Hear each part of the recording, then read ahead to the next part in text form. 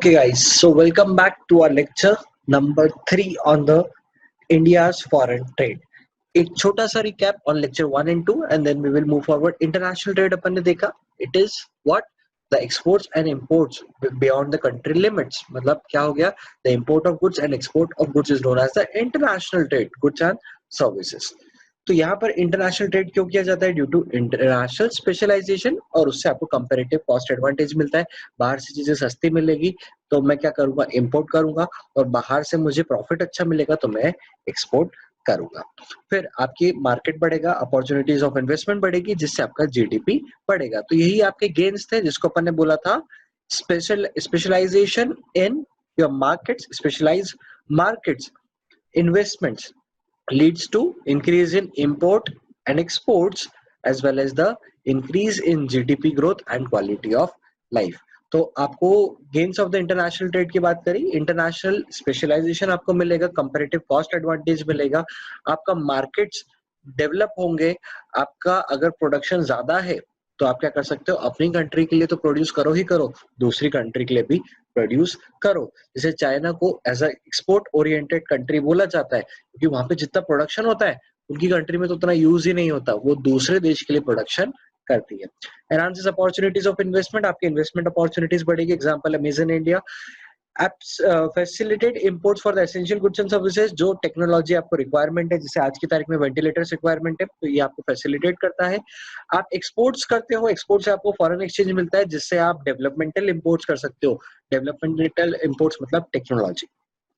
Serves as engine of the growth, क्योंकि आपके investment बढ़ेंगे तो जीडीपी बढ़ेगा और आपका क्वालिटी ऑफ लाइफ भी बढ़ेगा, क्योंकि आपको wide range of, wide variety of goods and services मिल रही है, वो भी इंटरनेशनल कॉम्पिटिटिव मार्केट के अंदर। फिर अपन ने समझा कि India at the time of independence क्या था, तीन एस्पेक्ट में समझा। वॉल्यूम, पहला था वॉल्यूम, दूसरा था आपका कंपोजिशन, और तीसरा था direction of the trade. Volume मतलब कितना ट्रेड कर लेते हो आप, कंपोजिशन मतलब किस चीज का ट्रेड करते हो आप, डायरेक्शन मतलब किससे ट्रेड करते हो, कितना, क्या और किससे, कितना, क्या और किससे, वॉल्यूम, कंपोजिशन और डायरेक्शन। तो अपन इंडिया ने क्या करा था, कॉलोनियल एक्सप्लॉयटेशन सफर करा बाय द ब्रिटिशर्स। ब्रिटिशर्स ने अपने नेचुरल रिसोर्सेज को as a raw material use करा उनके इंडस्ट्री को डेवलप करने के लिए, और उनका इंडस्ट्री जो डेवलप हुआ उस इंडस्ट्रियल प्रोडक्ट से इंडिया की इंडस्ट्री को भी खराब कर दिया उन्होंने। तो रॉ मटेरियल्स को एक्सपोर्ट करने से हालांकि आपके वॉल्यूम ऑफ एक्सपोर्ट्स तो बढ़ गए, बैलेंस ऑफ ट्रेड का बैलेंस फेवरेबल हो गया। 1946-47 में 31 करोड़ था, लेकिन 47-48 के अंदर 14 करोड़ पर रह गया। ये सिचुएशन थी at the time of independence, और डायरेक्शन ऑफ द ट्रेड आपका सिर्फ ब्रिटेन तक ही था। कंपोजिशन आपका एज आई सेड कि बैकवर्डनेस दिखा रही है कि आपकी रिसोर्सेज को वो लेकर के जा रहे हैं और आपको फिनिश गुड्स वो प्रोवाइड कर रहे हैं। तो मैंने तीन पार्ट के अंदर आपको बताया, volume, composition and direction. Volume refers to the quantum, composition refers to the type of goods and services, direction refers to the countries to whom we are exporting or importing the goods and services. Briefly at the time of independence क्या क्या situation थी, तो भैया volume moderate था, आपका handicrafts खत्म हो गया, लेकिन बीओटी फिर भी फेवरेबल था। कंपोजिशन से बैकवर्डनेस देखने को मिली, क्योंकि आप एक्सपोर्ट कर रहे हो रॉ मटेरियल और इंपोर्ट कर रहे हो फिनिश गुड्स, और डायरेक्शन सिर्फ इंडिया और ब्रिटेन के बीच में था। बाद में क्या केस हुआ, ये सेकंड लेक्चर के अंदर अपन ने देखा कि ऑल्दो आपका जो इंपोर्ट और एक्सपोर्ट का बैलेंस 6760 करोड़ से 2,21,91,132 करोड़ पर पहुंच गया, मतलब आपके इंपोर्ट्स बढ़ गए 3,282 times of your 1951 to 56 first 5 year plan से कंपेयर कर रहे हैं अपन 12th 5 ईयर प्लान को, जो कि 2012 से 2017 वाला है। तो 2017 वाला जो आपका प्लान है उसके अंदर आपके इंपोर्ट्स और एक्सपोर्ट्स का टोटल बैलेंस हो गया 2,21,91,132 करोड़। अब यहाँ पर जो इंपोर्ट्स है वो आपके 3,282 टाइम्स बढ़ चुके हैं, एंड आपके imports are increased by 2,895 times compare to your first 5 year plan. लेकिन क्या एलिमेंट्स ऑफ डिस्ट्रेस है, आपको इतना बड़ा फिगर में चेंज दिख रहा है सर, अब तो हमारा ट्रेड बहुत बढ़ गया। नहीं बेटा, इतना भी नहीं बढ़ा है सर। ऐसा क्यों? क्योंकि पहला पॉइंट बेस इफेक्ट, आप इतने से हो और आप इतने बड़े आदमी को देख रहे हो, मतलब कि इफ यू आर सीइंग कि किसी भी चीज के प्राइसेस 10 रुपए से बढ़ करके 20 रुपए हो गए, 10 रुपए से बढ़ करके 20 रुपए हो गए, तो इसका मतलब उसके अंदर 100% चेंज आया है। मतलब आपका प्राइस 10 रुपए था, अब डबल हो गया, मतलब 200% हो गया। पहले अगर 100% था तो अब 200% हो गया है, मतलब इंक्रीज कितने से हुआ, 100% से। लेकिन किसी चीज का अगर प्राइस 500 रुपए था, 500 रुपए था, और उसके अंदर सिर्फ 50 रुपए का इंक्रीमेंट होता है, मतलब 550 पे पहुंच जाता है, तो मैं ऐसा कहूंगा कि अब जो रेट हो गया है वो 10% से बड़ा है। तो पहले अगर 100% पे था तो अब 110% पे आ गया। पहले वाले केस के अंदर 200% पे आया था, दूसरे वाले केस के अंदर 110% पे आया। तो बेस जब आपका छोटा होता है तो आपको रिजल्ट्स बड़े दिखते हैं, जब बेस बड़ा होगा तो चेंज कम मिलेगा। मतलब वही बात कर रहा हूँ, अगर आपका डिनोमिनेटर बड़ा होगा तो आंसर छोटा सा आएगा, डिनोमिनेटर छोटा सा होगा तो आपका आंसर बड़ा आएगा। 1 डिवाइडेड बाई 2.5 होता है, 2 डिवाइडेड बाई 1 इज 2 इटसेल्फ। ठीक है, तो ये बेस इफेक्ट की कहानी। दूसरा एलिमेंट ऑफ डिस्ट्रेस था कि आपका ग्लोबल मार्केट शेयर जो इंडिया का था, it was 1.8% in the 1950 to 1951, लेकिन ये घट गया टू 0.5% इन द 1991। तो अब इसको बूस्टअप करना है तो अपन को इकोनॉमिक रिफॉर्म्स की जरूरत थी। तो इकोनॉमिक रिफॉर्म्स जो आपके आए थे 1991 के अंदर, उससे आपका इंप्रूवमेंट हुआ in the global trade share, अब 2% के आसपास हो चुका है 2015 एंड 16 के अंदर, और रिफॉर्म्स के बाद ही वॉल्यूम आपके सिग्निफिकेंटली बढ़े हैं। फिर अपन ने देखा India after independence on the at the time of on the basis of composition में सेम बात आएगी कि हम रॉ मटेरियल्स को क्या करते थे, एक्सपोर्ट करते थे और फिनिश गुड्स को इंपोर्ट करते थे। लेकिन ये 47 की बात थी। आफ्टर 47 क्या हुआ, आपके जो एग्रीकल्चर एक्सपोर्ट्स थे वो कम हो गए। क्यों? क्योंकि आपकी पॉपुलेशन इतनी बढ़ गई थी, आपको नॉर्मल डोमेस्टिक इंडस्ट्री के लिए ही वो चीजें रिक्वायरमेंट में थी।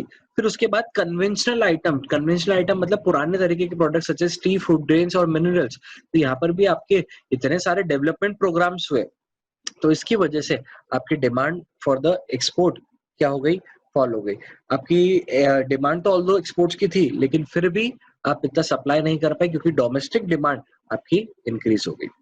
फिर आपका क्या इंक्रीज हुआ, increase in the manufactured goods. तो आपका जो इंडस्ट्रियल बेस है वो अब धीरे धीरे बढ़ रहा है। ऑल्दो मैं ऐसा नहीं बोलूंगा कि काफी ज्यादा बढ़ा, बट थोड़ा बहुत बढ़ा। तो मैन्युफैक्चर्ड गुड्स क्या हो गए, बिकने लग गए, जैसे James and jewellery.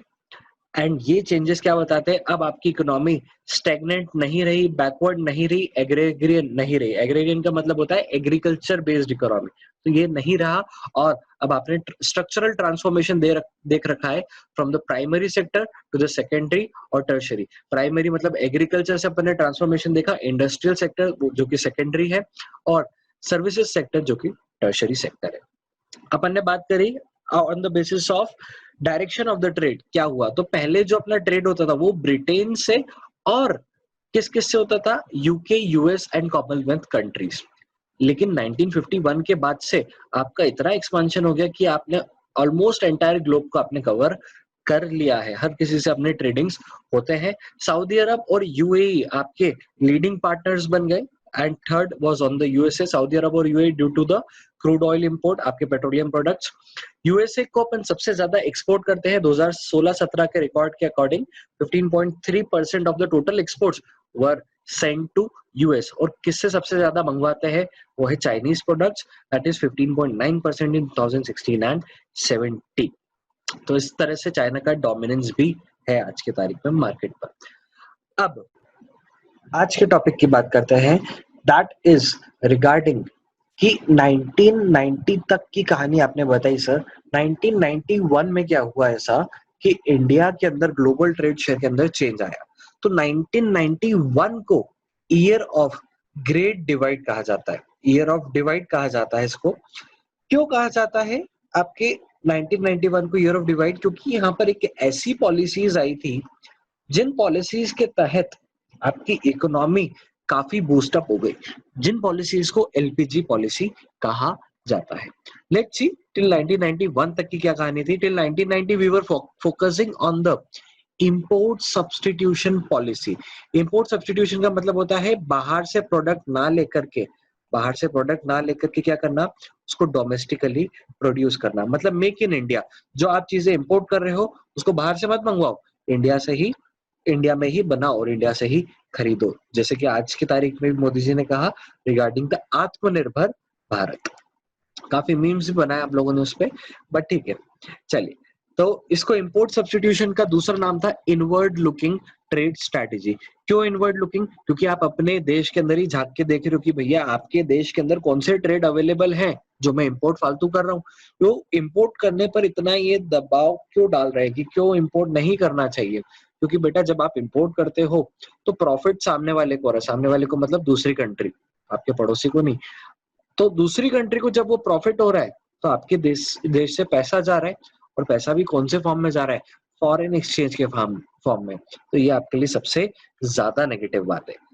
Third point relates to the year 1991 में क्या हुआ? अपन ने पॉलिसी को चेंज करा from export promotion we went to the from import substitution we went to the export promotion strategy. उन्होंने बोला कि अब इंपोर्ट को ज्यादा ध्यान मत दो, इंपोर्ट तो चलो ठीक है जितना कर रहे हो उतना करो, आप फोकस करो एक्सपोर्ट प्रमोशन पर। क्या फायदा हुआ, क्या घाटे हुए? फॉर योर इंपोर्ट सब्स्टिट्यूशन उसकी बात इस चैप्टर के अंदर अपन करेंगे, और एक्सपोर्ट प्रमोशन से क्या हुआ वो आपके नेक्स्ट चैप्टर का पार्ट बनेगा। तो ये देखो, जैसे कि ये गाड़ी आगे इंपोर्ट वाली है और पीछे एक्सपोर्ट्स वाली है, तो एक्सपोर्ट्स वाले को तो इन्होंने टोटल इग्नोर करा, लेकिन ये इंपोर्ट वाली गाड़ी है ना उसको आगे नहीं बढ़ने दे रहे थे, मतलब इंपोर्ट्स को कंट्रोल करने की कोशिश थी, मतलब इनवर्ड लुकिंग ट्रेड स्ट्रैटेजी थी फ्रॉम 1951 टू 1990। क्या हुआ इस स्ट्रैटेजी के अंदर? The major reliance were given to the domestic industry, refers to the reliance and protection of the domestic industry through import restriction and import duties in the area of the international trade। जो लोग बाहर से import करते थे उनको बोलते थे कि भैया तुमको इंपोर्ट करना है तो एक काम करो, इतनी ज्यादा इंपोर्ट ड्यूटी है, पे करने के लिए रेडी हो तो इंपोर्ट कर लो। और कुछ कोटास फिक्स कर दिए उन्होंने, इंपोर्ट कोटास, कि भैया आप इससे ज्यादा इंपोर्ट नहीं कर सकते हो, या इस सेक्टर में सिर्फ इतना सा ही इंपोर्ट होगा। तो इसके तहत उन्होंने इंपोर्ट्स को रोकने की कोशिश करी है। डोमेस्टिक प्रोडक्शन को बढ़ावा दिया ताकि डोमेस्टिक प्रोडक्शन हो तो आपको फॉरेन एक्सचेंज बचे। डेवलपमेंटल इंपोर्ट्स करे जो कि आपके टेक्नोलॉजिकल बेस्ड है, तो फॉरेन एक्सचेंज का यूटिलाइजेशन सिर्फ डेवलपमेंटल इंपोर्ट्स तक रखा गया। आपने फॉरेक्स के यूज को इकोनोमाइज करा, आपने सोचा मेरे पास 1000 रुपए हैं तो मैं इस 1000 रुपए को कैसे यूज करूं, जबकि आपको सोचना चाहिए था मैक्सिमाइजेशन पर कि मैं 1000 के 2000 कैसे करूं। ठीक है, तो इकोनोमाइज और मैक्सिमाइज में अंतर इसी बात का होता है। मैक्सिमाइज में आप सोचो कि बढ़ाने के लिए, इकोनोमाइज में आप सोचो कि जो पैसा मेरे पास बचा हुआ है, जितना फॉरेक्स मेरी गुल्लक में पड़ा है, उसको मैं इंपोर्ट पे किस हिसाब से खर्चा करूं, कम से कम खर्चा करूं। तुम ये सोचो ना, जाके एक्सपोर्ट करो बेटा, एक्सपोर्ट करो, उससे क्या होगा, आपको पैसा मिलेगा भी ज्यादा, तो आपका ट्रेडिंग बढ़ेगा। फिर आपने प्रोटेक्शन करा, अपने डोमेस्टिक वेंडर को प्रोटेक्शन प्रोवाइड करा फ्रॉम द इंटरनेशनल कंपटीशन। ठीक है, तो किस तरीके से प्रोटेक्शन करा? दो तरीके मेजर थे फॉर्म्स ऑफ प्रोटेक्शन। एक था टैरिफ्स लगाना, मतलब आपकी इंपोर्ट ड्यूटीज लगाना, it is a duty on the importing commodity, thereby offering protection to the domestic producer from the foreign competition। and quotas fix कर देना, मतलब government fixes the quotas of import of different goods from, ये form हो गया, but it is from different countries keeping in the eye the needs of the country। मतलब कुछ जो जरूरी चीजें हैं उनको आप बुलवाओ, लेकिन आप उसको एक्सेसिव नहीं बुलवाओगे। ये आपके फॉर्म्स ऑफ प्रोटेक्शन थे। इस स्ट्रेटेजी के गुड इम्पैक्ट भी थे और बैड इम्पैक्ट भी थे। Let's see what were the impact of this strategy. First let's talk about the good impact. क्या फायदे हुए स्ट्रेटेजी के? High rate of industrial growth with structural transformation. क्योंकि आपने किस पे फोकस करा? आपने फोकस करा था अपनी खुद की इंडस्ट्री पर, आपने मेक इन इंडिया पर फोकस करा, तो आपकी इंडस्ट्री बढ़ गई और लोग अब एग्रीकल्चर के बाहर आकर के सोचने लग गए। तो आपका जो सेक्टर था उसके अंदर आपने ट्रांसफॉर्मेशन देखा, structural transformation. Second point refers to your diversification of the industrial growth. Diversification का मतलब ये हुआ कि आपने जो मार्केट अपना इतना बढ़ा लिया है कि आपको wide range of goods and services available है, मतलब वेराइटी अवेलेबल है।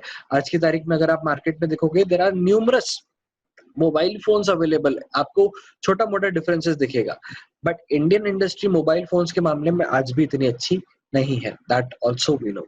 Third point relates to your the good impact is about the opportunities of investment. Opportunities of investment किस तरीके से उन्होंने बढ़ाई है, क्योंकि आपको ग्लोबल मार्केट यहाँ पर मिला. ग्लोबल मार्केट के मिलने से क्या हुआ कि आपको अपॉर्चुनिटीज ऑफ इन्वेस्टमेंट मार्केट के अंदर बढ़ गया. और अगर आप ज्यादा इन्वेस्टमेंट कर पाओगे अपने खुद के मार्केट के अंदर, इंडियन मार्केट के अंदर, तो क्या होगा, आपकी ग्रोथ होगी और आपकी ग्रोथ से लिंक होगी नेशन की ग्रोथ, तो नेशनल इनकम भी बढ़ेगा. ये आपका फायदा. अब बैड इम्पैक्ट की बात करेंगे कि इससे नुकसान क्या हुए.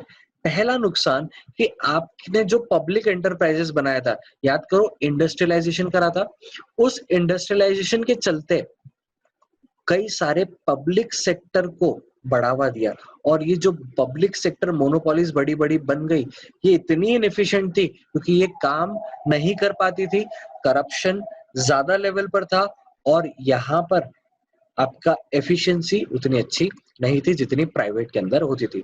ऑल्दो आपने सोशल वेलफेयर पर फोकस करा, लेकिन प्रॉफिट तो कमाना आपका एक बेस मोटिव रहता है, तो वो आपको अचीव नहीं हुआ.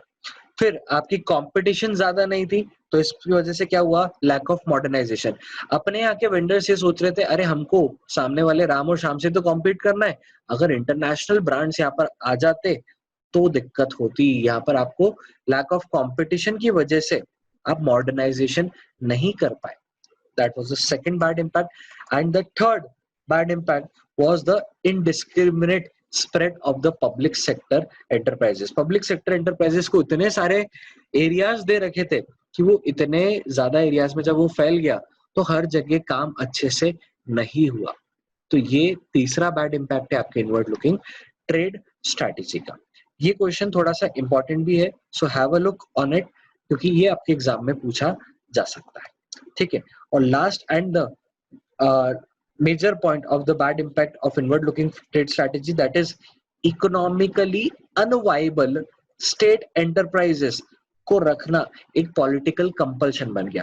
पहले एक एक करके इस वर्ड को समझते, काफी भारी वर्ड है. सबसे पहला आपको जो वर्ड है इकोनॉमिकली अनवाइबल. ठीक है. इकोनॉमिकली अनवाइबल का मतलब ये हुआ, ऑल्दो द गवर्नमेंट, स्टेट मतलब गवर्नमेंट, गवर्नमेंट की जो कंपनियां हैं वो प्रॉफिट अर्न नहीं कर रही है, लॉस में चल रही है, लेकिन फिर भी उनको चलाना पड़ रहा है. क्यों चलाना पड़ रहा है? क्योंकि हमने सोशल वेलफेयर के बारे में सोचा, और अगर मैंने इन सबको जो गवर्नमेंट कंपनीज उनको बंद कर दिया ना, तो क्या हो जाएगा, बहुत सारे लोग बेरोजगार हो जाएंगे. अगर अभी मैं इनको और बढ़ावा देता हूँ तो मेरे को पॉलिटिकली भी बेनिफिट मिलेगा, और अगर मैंने इसको बंद कर दिया तो मेरे को पॉलिटिकली काफी ज्यादा नुकसान का सामना करना पड़ सकता है. तो ये प्रॉब्लम्स थी आपकी relating to the bad impact of the inward looking trade strategy on the domestic industry. अब सवाल ये आया कि अगर इसकी गुड इम्पैक्ट भी है, बैड इम्पैक्ट भी है, तो कौन सी स्ट्रैटेजी अच्छी है? तो मेरे हिसाब से, ये this is my personal perspective, कि आपको ज्यादा इनवर्ड लुकिंग पर फोकस मत करो. ऑल्दो आत्मनिर्भर Bharat is a good initiative, आप उस पर फोकस करो, लेकिन what should be your focus? It should be on export promotion. आप ये सोचो कि आप अपने एक्सपोर्ट को कैसे प्रमोट कर सकते हो, क्योंकि वो ही आपके देश को आगे बढ़ाएगा. चाइना की बात करते हैं, उन्होंने अपनी इंडस्ट्री को इतना अच्छा डेवलप कर रखा है कि आज भी यूएसए उनसे गुड्स लेने के लिए बाइंड है. अभी रिसेंटली ट्रम्प का ट्वीट आया था, डोनाल्ड ट्रम्प का, कि we are still in the expecting some final trade between the China and the USA. तो वो क्यों अभी तक इंपोर्ट कर रहे हैं? क्योंकि वो भी मजबूर है, उनके पास भी जो प्रोडक्ट्स हैं वो चाइना के रेट के कंपैरिजन में काफी महंगे हैं, और चाइना इतने सस्ते में इतने अच्छे क्वालिटी के प्रोडक्ट्स दे रहा है कि उनका कोई तोड़ नहीं निकल पा रहा. तो आप क्या प्रमोट करो? आप अपनी इंडस्ट्री को प्रमोट करो, आप अपनी इंडस्ट्री को सपोर्ट करो, ताकि आप एक्सपोर्ट ओरिएंटेड कंट्री बनो. और क्या हो जाए, आप अपने देश से तो पैसा कमाओ, बाहर के एवेन्यूज को भी अट्रैक्ट करो. That should be the strategy. Import substitution along with the export promotion, while focusing more on the export promotion. That is all about the chapter India's foreign trade. Thank you so much. Have a good day, all of you.